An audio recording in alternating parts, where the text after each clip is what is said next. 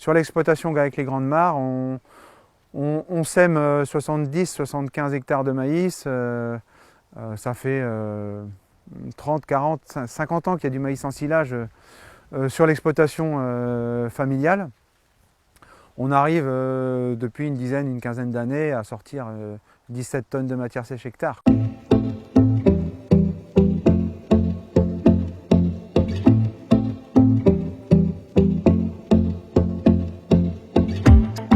Bonjour à tous, je m'appelle Moïse Bayache, je suis associé GAEC Les Grandes Mares à Perrier dans la Manche.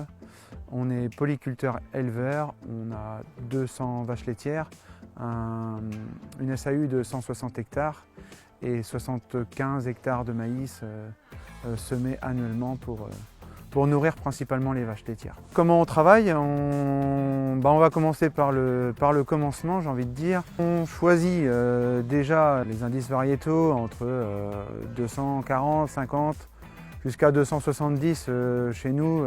Pour ne pas récolter trop tard non plus, parce que ça peut vite se dégrader en octobre pour les chantiers de récolte. Moi, principalement, mes choix de variétés s'orientent sur des variétés à plus forte énergie, l'énergie la plus importante, là où je pourrais tirer le plus d'amidon possible. Essayer de viser des taux d'amidon à 35 minimum. Si on peut aller plus haut, on ne va pas se priver. Et forcément du rendement aussi, parce que le rendement d'une plante de maïs, c'est 50% la plante et 50% la gousse aussi, donc il faut le savoir. L'important c'est quand même d'avoir du grain dans la plante. Sur le mois de mars, les épandages de fumier, on est complètement autonome par rapport à ça. Nous, on n'a pas de fertilisation azotée en tant que telle sur le maïs, pas d'urée, pas d'ammonitrate. On utilise simplement un DAP phosphore, un 1846 en fait, un 1846 au semis. Donc les semis c'est un semis tout à fait conventionnel. La plupart du temps, j'ai envie de dire 95%, c'est en labour. Et derrière, c'est une herse normale avec un semoir à maïs 4 ans en ligne. En écartement 75 cm, la densité, on sème tout le temps à 103 000, à peu près 103 000 grains hectare.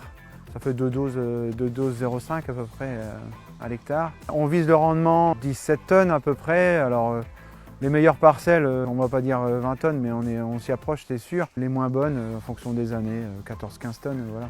Mais là, on arrive à avoir 17 tonnes de moyenne. Une des inquiétudes aujourd'hui, ça reste le réchauffement climatique. Même si sur le papier, le maïs, ça reste une plante de somme de température. Parce qu'entre le semis et la récolte, il faut une certaine somme de température. C'est les choix variétaux, ça. C'est l'indice variétal. Après, l'enjeu dans notre territoire, c'est les précipitations. Donc on a été largement servi sur le printemps, ce qui nous a embêtés pour les semis. Mais aujourd'hui, on n'a pas forcément des besoins importants d'eau dans l'été.